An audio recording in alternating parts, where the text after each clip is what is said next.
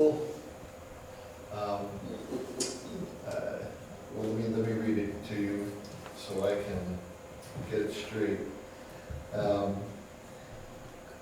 In chapter 12, he's going through all these things that we're supposed to do and we're supposed to be, and he says, in verse 12, he says, "Be joyful in hope."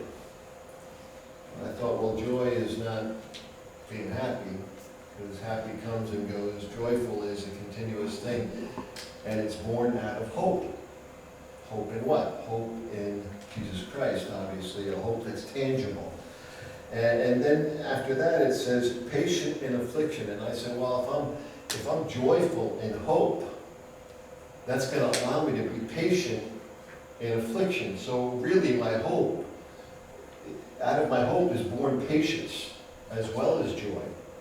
And then the next thing it says, faithful in praying. And I said, what? I thought to myself, well, if I'm faithful in praying, the only reason I'm going to be faithful in praying is if I think praying matters. If I think it has something tangible. So I have faith in my prayers. I'm faithfully coming and praying and talking to my God and being connected to Him, which causes me to have hope, which causes me to be joyful, which causes me to have hope, which allows me to be patient in affliction. And it's very interesting because the next day it says, and share everything with people in need. Practice hospitality. But that's not born out of the hope. That's not born out of the faith, which produces all these things. Practice hospitality. And I thought about what you shared this morning. Practice hospitality. The only time you practice anything is because you want to get better at it. And the only time you practice something is if you think it's worth practicing for. And I thought, wow, so essentially what he's saying is practice kindness. And I had to share that because that was going through my mind, John, as you were sharing. And now I'll get to my message. I used to have a dog. Well, I have a dog. I've always had a dog. We're a dog family. Some of you are cat families. I have cats too. But I had to I favor the dogs. But hopefully this will get back to my cat. I love my cat too. But I used to have a dog, Obi, and Obi was a great dog. Rottweiler mix. He was just a super dog and obeyed to the point of perfection. And so I would have Obi come into the kitchen. I would say sit, and Obi would sit. And I would put a piece of meat on Obi's nose. I would say stay. And Obi would stay. He would sit, he would stay. I would walk into the other room on purpose just to see. And I'd walk around the house and then come back, and Obi was sitting on the kitchen floor with the meat on his nose, a little cross-eyed, but sitting there. And then when I looked at him and I said, okay. And he would flip the meat up in the air and eat it. What a great dog. And I thought this week, if a dog who desperately wants food can wait, why can't we? Most of us have experienced the following. You want to get down a road, but it's a curvy road, and you're behind a slow driver. So you have to slow down and wait. Now, I got that all the time as a driving instructor. I would constantly have people tailgating my student and sometimes honking the horn because we were going the speed limit. Literally, we'd go in the speed limit, but they're impatient because they want to go faster. And my guess is it's helped me to become more patient on the road in my driving. But how about this? How about when you make an important phone call? I recently had to do that. A couple weeks ago, I had to call Social Security. Some of you have been there. I saw the eyes roll. And of course, all you get is a machine. And the machine says, if you live in the U.S., press 1. If you live somewhere else, press 2. And then it gives you the instructions. If you want this department, press 1. This department, press 2. Blah, blah, blah, on and on to number 6. And then it gives it to you in Spanish. And you're sitting there and you're holding on to this phone. And then it says, finally, it says, if you want to talk to a representative, stay on the line. So you stay in the line. Just to hear a couple minutes later, your waiting time is approximately 1 to 1.5 hours. So at this point, really? Really?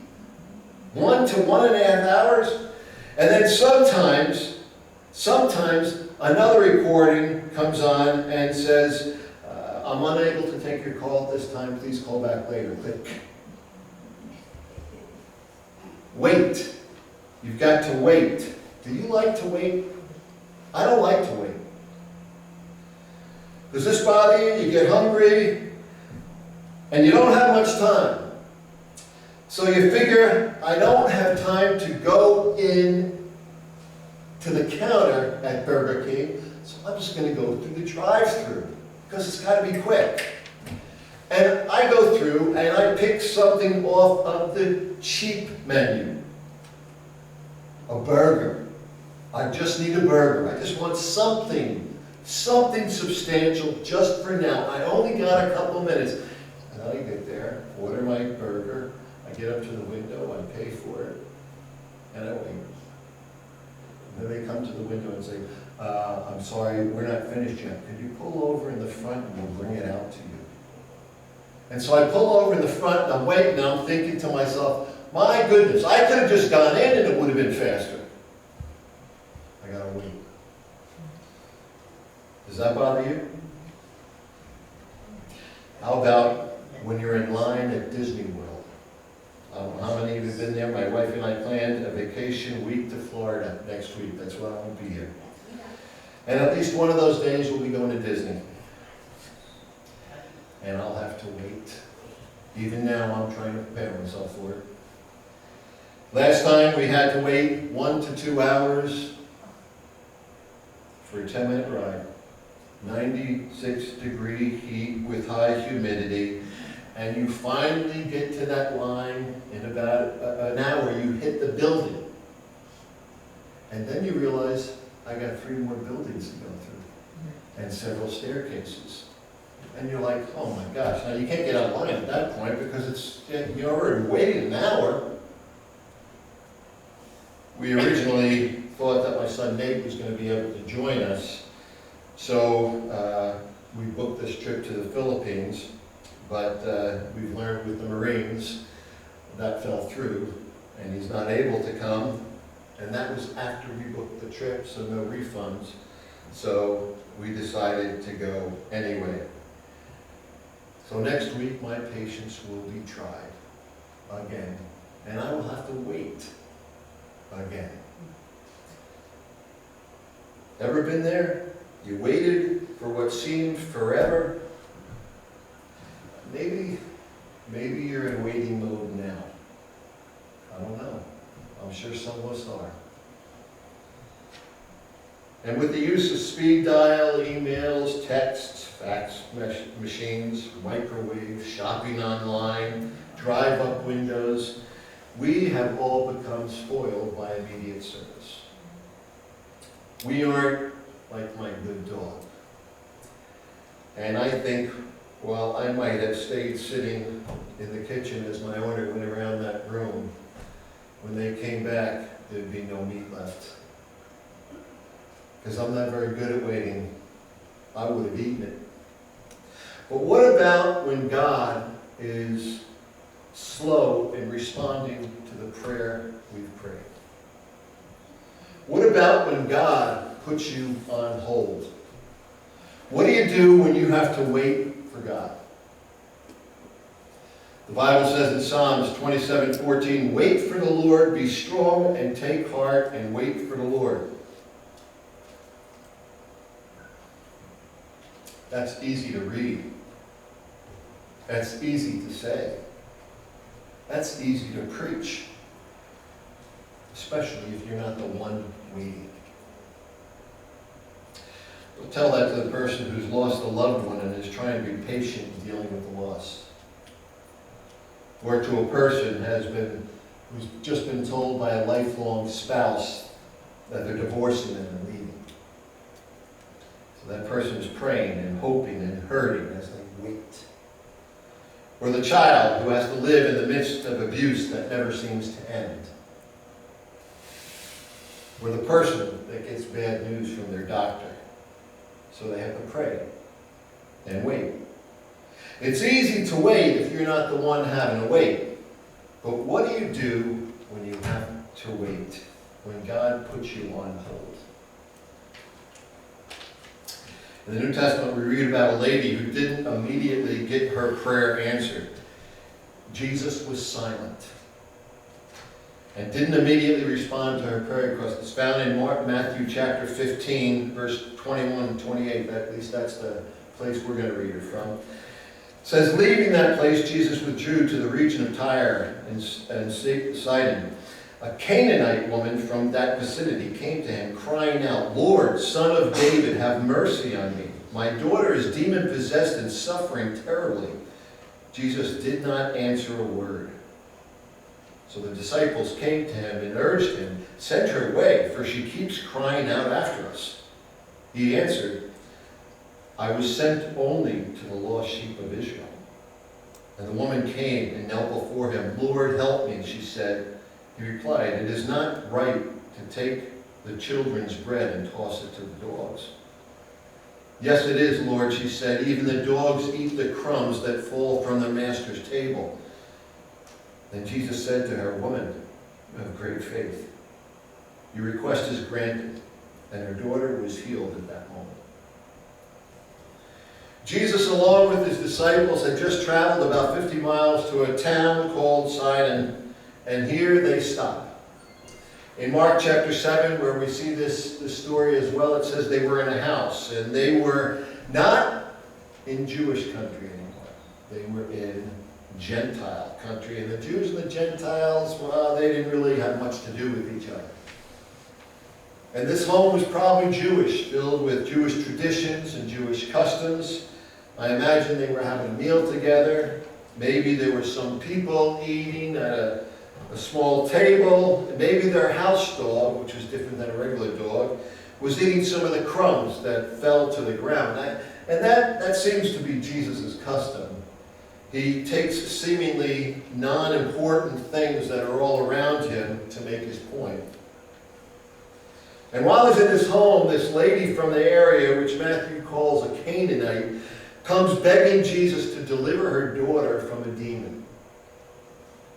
The word Canaan doesn't mean much to you and me, but to Matthew's audience, the Jews, it meant one thing, enemy.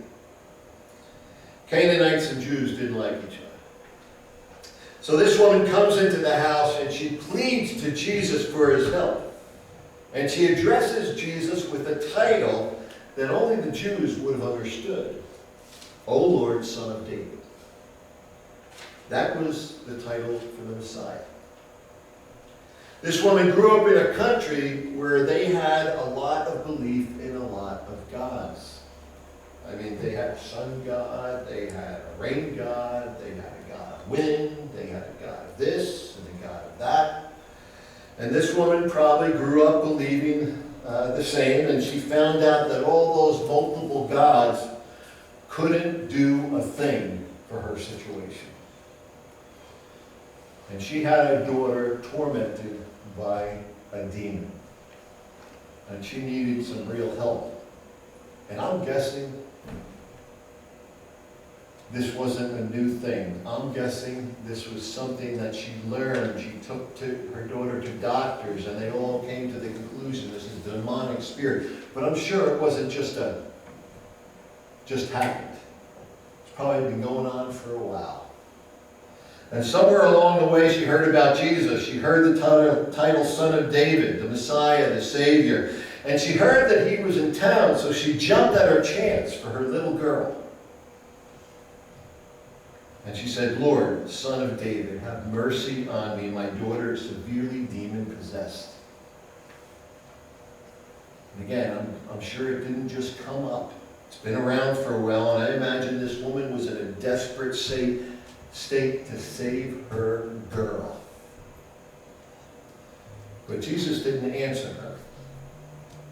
Not a word. He put the lady on hold. Can you imagine how his silence felt to this woman? And the woman repeatedly makes her request, repeatedly begs and pleads for Jesus' help. In the next verse it says that one of the disciples urges Jesus to send her away. Jesus, she keeps crying out after us. In other words, she's being a pain in the neck. Jesus, just send her away. And what does Jesus do? He's silent. Not a word. No real acknowledgement. What do you do when God puts you on hold? As I looked at this story, I was reminded of another story of a woman in Mark chapter 5, verses 21 to 28. This is how it goes. When Jesus had again crossed over by boat to the other side of the lake, a large crowd gathered around him while he was by the lake. Then one of the synagogue leaders, named Jairus, came, and when he saw Jesus, he fell at his feet. He pleaded earnestly with him, "My little daughter is dying. Please come and put your hands on her so that she will be healed and live." So Jesus went with them, and a large crowd gathered around him and pressed around him. And a woman was there who had been subject to bleeding for 12 years. She had suffered a great deal under the care of many doctors and had spent all she had. Yet instead of getting better, she got worse. When she had heard about Jesus, she came up behind him in a crowd and touched his cloak, because she thought, if I just touch his clothes, I will be healed. Immediately, her bleeding stopped, and she felt it in her body, and she was freed from her suffering. At once Jesus realized the power had gone out of him. He turned around to the crowd and said, "Who touched my clothes? You see, the people were crowding against you." His disciples answered, "And yet you ask, who touched me?" And Jesus kept looking around to see who had done it. Then the woman, knowing what had happened to her, came and fell at his feet, and trembling with fear, told him the whole truth. And he said, "Daughter, your faith has healed you. Go in peace and be free from your suffering."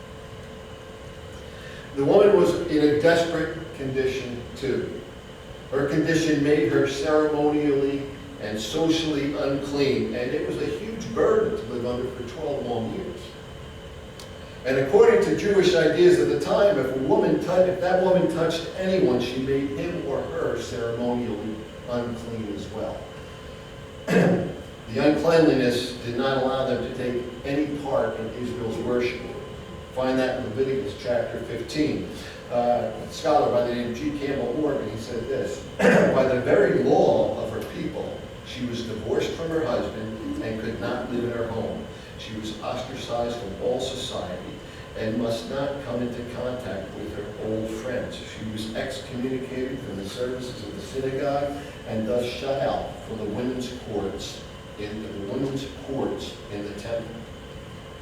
And she had gone to doctors to get better, but she only got worse and poorer." Luke, the physician, in Luke chapter 8, he tells us, he says that she spent all her livelihood on physicians. And if anyone knows that, it was Luke the physician. He knew how doctor bills could take all your money. Oh my, how things have not changed. Because this woman's condition was embarrassing, and because she was ceremonially unclean, and she would have been condemned for touching Jesus, or even just pressing in on the crowd. So she wanted to do it secretly. She wasn't like a leper who stuck out like a sore thumb. She would not openly ask Jesus to be healed, but she thought, if I can just touch his clothes, I'll be healed. And you know, some commentators, they say that her faith had elements of superstition, but yet she believed in the healing power of Jesus. And there may be some things that we could find wrong with this woman's faith. Nevertheless, hear me, her faith was in Jesus, and the object of faith is much more important than where it originated from. According to the thinking of the day, when the unclean woman touched Jesus, it would make him unclean. But when she touched the garment, Jesus wasn't made unclean, and she was made whole. When we come to Jesus with our sin and lay it on him, it doesn't make him a sinner, but it makes us clean. So she felt in her body that she was healed, and Jesus immediately knew the power had gone out of her. Both the woman and Jesus knew it happened. Because this woman was embarrassed and thought her uncleanliness meant no one would let her touch Jesus, she tried to do it secretly. But God often brings his work out into the open, even if it may start secretly. And he looked around to see who had done this thing, and he asked his disciples, "Who touched my clothes?" And let's be honest, he asked for the benefit of the woman, not because he didn't know who touched it. The disciples were amazed, and they said to Jesus, "Boss, how can you say that? All these people crowding in and touching you. How can you say who touched me? That's crazy talk. Jesus, who touched me?" The woman was afraid, and she knew what happened to her. And it compelled her to come forward, and she fell down in front of him and told him, it says, told him the whole truth. The whole truth. Jesus made her go through this, although he knew who she was. And she knew who she was. And Jesus knew who she was. And I think Jesus spoke to her and had her come forward for several reasons. First thing, Jesus did it so she would know that she was healed. She felt it in her body and that she was healed. But this woman is just like any other person. Sooner or later she began to doubt, she began to fear, wondered if she was really healed or it was just something that went on psychologically. Her adrenaline kicked in and she was good for a while. She doubted. She would wonder whether the ailment that she had is going to return. But Jesus told her, "Go in peace and be healed of your suffering." And Jesus called her out so that she would absolutely know she was healed. Number two, Jesus also did it so that others would know that she was absolutely healed. This woman had an ailment that no one could see, and it made her a public outcast. And it would be suspicious to a lot of people if suddenly she came up and made this announcement, "Oh, by the way, I'm healed, I'm clean." They would think that she made it up just so that she could begin to live a clean life again. And so Jesus called her out so that others would absolutely know she was healed. Third thing is, Jesus did it so that she would know why she was healed. When Jesus said, "Daughter, your faith has made you well," it showed that the woman, it wasn't the touching of Jesus' clothes that healed her. It was her faith in Jesus and what he could do for her that healed her. Jesus did it because he didn't want her to think that she maybe stole a blessing. She didn't steal anything. She received it by faith, and Jesus wanted her to know that. And the fourth thing I see is Jesus did it so that Jairus could see this woman's faith and be encouraged regarding his life. Jesus called her out to encourage someone else's faith.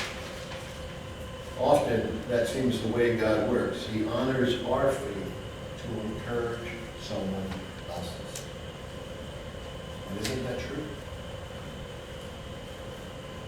He called her daughter. Jesus never called anyone else by this name. Jesus wanted her to hear this special name because it comes from a tender and loving Father.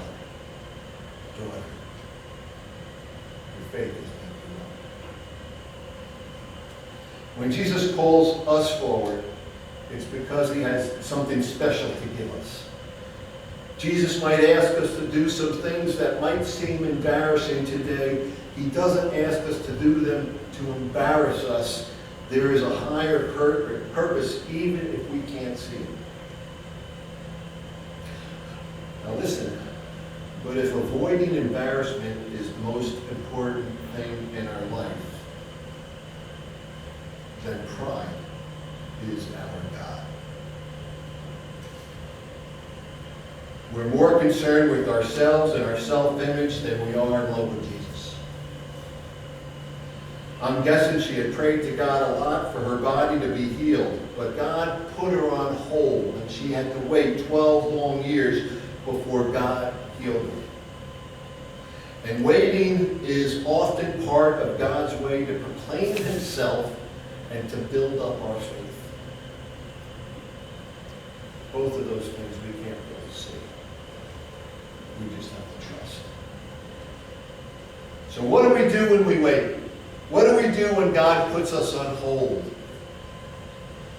Number one, keep on trusting Jesus and pray.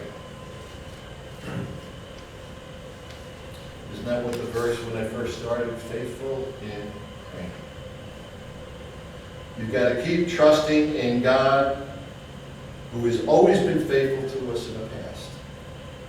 He's been faithful in the past, but in some situations, let's face it, we've had to wait. Some of us might be waiting now. And in the interim, we need to choose to believe that God hears us, that he knows us, that he loves us, that he will be faithful to us, and that he plans using us in a bigger situation than we can ever imagine. Back to the woman with the demonized daughter, who only gets the silent treatment, even when she approaches Jesus. Does that mean Jesus is uncaring and is unconcerned? Absolutely not. And that's easy to say. But interesting, the woman of Canaan didn't walk away. She kept pleading. She kept begging. She kept trusting that Jesus was her solution.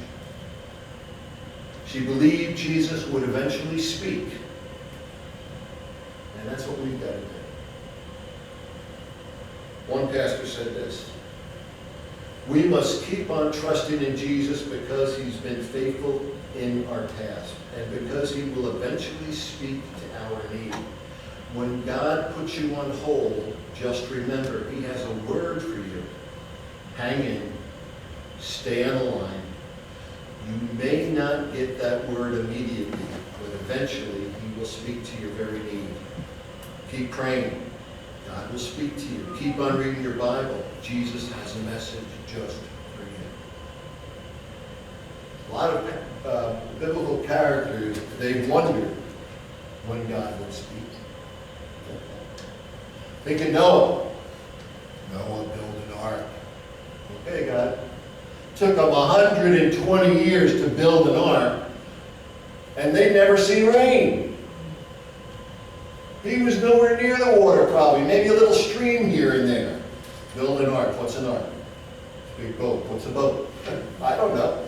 But Noah was faithful, even though he didn't understand. Job lost his family, lost his health, lost the confidence of his wife, lost all his wealth. God allowed Satan to touch his life with all those bad things. God never told Job the reason why. Job wondered why. He kept trusting and kept praying. In fact, a good portion of the book of Job is him dialoguing with God. He kept trusting and praying. Abraham was 100 years old before his son was born. For a lot of years, Abraham kept on believing God, even when God placed Abraham on hold. In fact, he tried to do it himself. Got into a big mess that we're still dealing with today. Moses, he had to wait 40 years in the desert. And then another 40 years wandering in the same desert with 2 million people following his lead, and they were upset with him. Joseph had to wait in Egypt. And things got worse for him before they got better. He had to wait in prison too. Even the prophets, they had to wait. And they wondered, how long? How long before the Messiah will come? Waiting on God is a constant thing throughout the whole Bible. So what do we do as we wait? We keep on trusting and praying. We keep on talking to him, and eventually he's going to speak. There was one time when God did not speak. That's when Jesus hung on the cross. And Jesus cried out, my God, why hast thou forsaken me? Jesus didn't get a response at that present moment. But Jesus was committed to the Heavenly Father. And Jesus said right after that, Father, into your hands I commit my spirit. I will keep trusting. So Jesus, he didn't send this woman away. He was just quiet. And then Jesus spoke. Now up until this point, understand, we've only heard two voices. The voice of the mother saying, Lord, have mercy on me. And the voice of the disciples, send her away. But now Jesus finally speaks, and it seems harsh. He said to her, I was sent to the lost sheep of Israel. What? She's begging, she's pleading. Yeah, but I was sent to the lost sheep of Israel. And he was saying that because God sent him first to offer salvation to the Jewish people. Romans 10, 1-6, Jesus called his disciples and sent them out to preach to Jews only. In Romans 1:16, Paul says, for I am not ashamed of the gospel of Christ, but it is the power of God unto salvation to everyone that believes, to the Jew first and also to the Greek. We're not talking about superiority, we're talking about priority. Jesus was letting her know that. And I thought, after we are a Christian, doesn't it make sense to reach our own family first? I know some people who are ready to go to Africa to be missionaries, but they won't share the gospel with their families.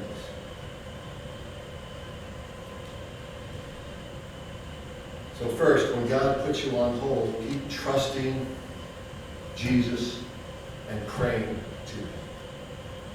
Secondly, when God puts you on hold, take inventory of where you stand with God. Where do you stand with God? Where did Israel stand with God when Jesus mentioned that? Jesus, later on, he tells us, Israel was lost. Someone might argue that was present when Jesus said that Israel is lost. They might argue and say, yeah, but wait, I'm a Jew. So what difference does that make? It's like today. Some people might say, hey, I'm a church member. I read my Bible. So what difference does that make?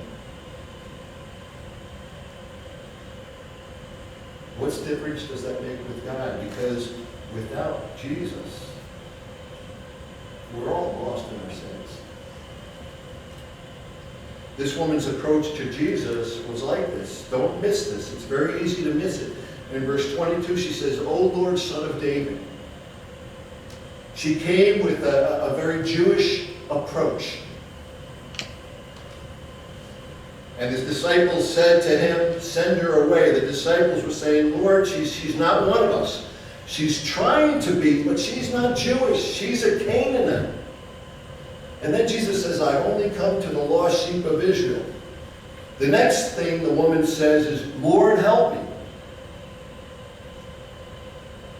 And she got down on her knees and she begged and pleaded and worshipped him. She dropped the title of Son of David. She dropped her Jewish approach. She got on her knees in a helpless and humble way and she said, Lord, help me. She wasn't standing demanding, but bowing, begging. When God puts you on hold, take inventory of where you stand before God. What are you holding up to the Lord for his approval? Jesus didn't meet her need based on her nice, kind words, her gracious greeting of the Lord with the title Son of David. Commentator by the name of Jerry Vines, he says this. He goes, we do not come to Jesus through the Jewish door. We do not come to Jesus through a Baptist door. We do not come to Jesus through a Methodist door. We don't come to Jesus through a Pentecostal door. We don't come to Jesus through a Catholic door. We come to Jesus through a sinner's door, and that's the only way we get to Jesus. So when God puts you on hold, what do? You keep trusting and praying in God. Take personal inventory of where you stand with God. And third, surrender to God your whole life. Jesus was not being disrespectful when he said it's not right to take the children's bread and cast it to the dogs. There was two words they used for dogs back in that day. One was the wild dog, and that was a kind of a nasty word they used to call Gentiles dogs. That's what they meant. But there was another version of dog that they used, and that was the house dog, the pet dog. And that's the word that he used. And that's the word Jesus called her. And the woman said, I know I'm called a dog, but even the dogs eat the crumbs which fall from the master's table. So even though I'm a dog, that should not stop me from getting a blessing from you, Lord. She didn't care what others called her. She was willing to even have the Lord use that name, a dog. Even if that is the position, the Lord wants her to be okay, and that's okay with her. Because she has a desperate need. She loves her daughter, and her daughter is desperately hurting. And she's praying for her daughter to be delivered from these tormented demons in her life. And this woman was confessing her total dependence on God. There were no strings attached. I'm begging, I'm pleading. Jesus healed her. There are times when we have placed certain conditions on how God should meet our needs. Have you said that? Have you prayed that? God, I need your help, but I don't want to eat crumbs. I think that's a reason why some people miss out on God's blessings. They don't want crumbs. They don't want to be humble. They want to set limitations on how they want God to answer their request. They have it outlined. God, please do this. Here's my